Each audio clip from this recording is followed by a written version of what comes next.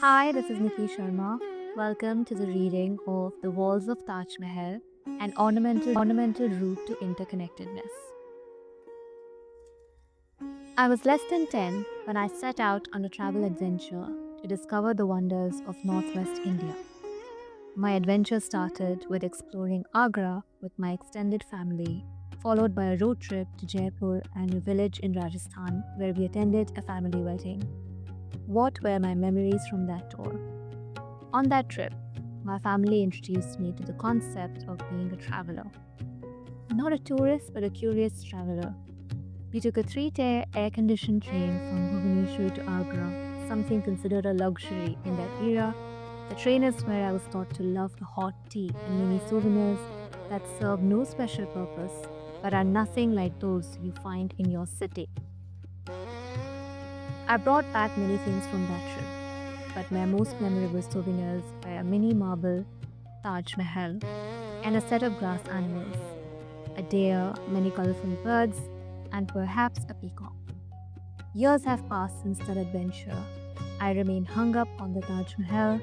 I've since learned that what I thought was magic is known as interconnectedness. So, welcome to the world of the walls of Taj Mahal.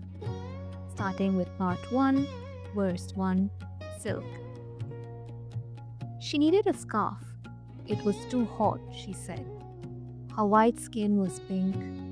The sun was never this hot in Britain, she said. He noticed his friend's envy. They were selling on, and he was speaking to a lady. I will show you the best scarf in the city. Hop on my bike. Your soft skin needs nothing less than silk. Verse 9, Blue Sapphire. Everyone in Agra was prohibited from even looking at her, for rumor had it that she was a witch who brought nothing but misery to those whom she befriended. She used to stand outside the Taj Mahal every Sunday and write in her diary about how much she prayed for someone to show her the Taj Mahal, which she had been visiting alone for the past 26 years. They always knew Fai was an emotional fool, but no one thought he would hold her hand and walk with her around the Taj Mahal, narrating every single story he had read about the Taj Mahal in hundreds of books.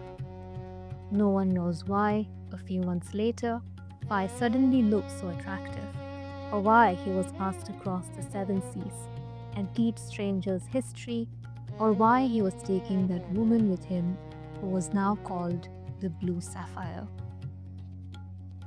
Verse 15, Peacock.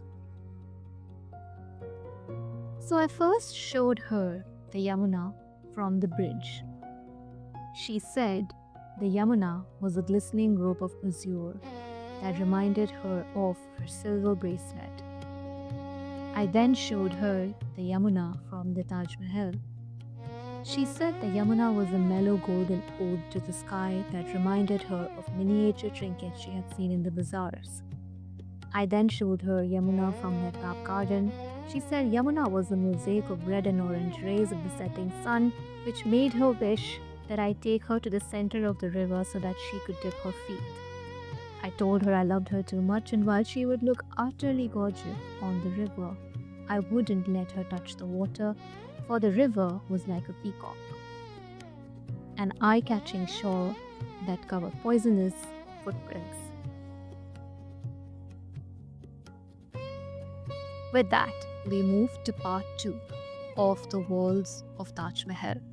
So now we are inside the walls of Taj Mahal from being outside the walls of Taj Mahal. Verse 20, the doorway. I was never permitted to linger around the doorway, but there could be a hurricane on the other side. But what if I push that heavy door one last time, and this time the clouds shower roses on me?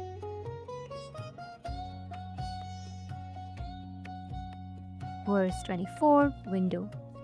In the floating clouds, I see the palace of my dreams, and in the flying birds, I see the freedom to follow my will. it will be a while before I can feel the truth of my desires. Until then, these four frames and these curtains are my canvas of hope. Verse 26, Marble. My feet never slipped on the marble floor that anchored me in my home. Never did I see a spot on the vast expanse of the white sturdy floor.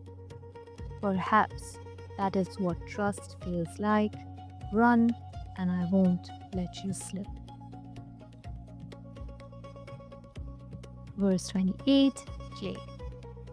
I remember those hot afternoons when I would sit with my clay pot. Mud on my hands, mud on my forehead, mud on my lips. None of that mattered when my fingers molded loose earth into sturdy figures. Why did I then think that moments today are set in stone? Verse 29, Ivory. Knocked on the side and bruised in the feet, I come limping home to my Taj Mahal. Snares of glass cast in rays run through the fabric that covers my naked body. I no longer see what this fabric is made of, so I take it off and adorn your white ivory, my blood vessels pulsating with the luxury of your virtue.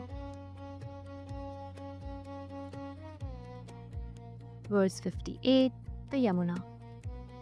I stumble under the weight of sorrow, apathy, jealousy, fear, anger, and guilt. But the Yamuna flows away from her sturdy glacial home towards the Ganges. The rocks, the mud, the stones, the civilizations that both use and abuse her don't stop her. And she tells me, flow with me, and your weights will fall off. Verse 57, the setting sun. In the fading pink streaks, I let go of the remorse that things could have been different. As the sun dips into the vast sea, I accept that both my glory and doom are transient. In the birds that flock together to return to their nests, I hear the calling from my home. As the darkness sets, I pause in gratitude, knowing that I will rise again with the sun tomorrow. Verse 59, Prayer. I've been chasing people, I've been chasing treasure. I ran yesterday, I'm running today, and I know I will run tomorrow. This is madness in me. I say this is madness in me that seeks the highest pedestal for my being. I bow to you, the God that is watching me, to humble myself in the knowing that I am finite in your infinity. Verse 67, Finial. I guarded it like a peasant guards his food, and I nurtured it like a farmer nurtures his farm. I flaunted it like a child flaunts a toy. I wore it like the mountain wears the mist, only to find that my prestige was bigger than the door of my house and heavier than the throne my father sat on. My prestige is yours. Take it with you. Let it adorn your dome, and let me open my door. Thank you for listening to this reading.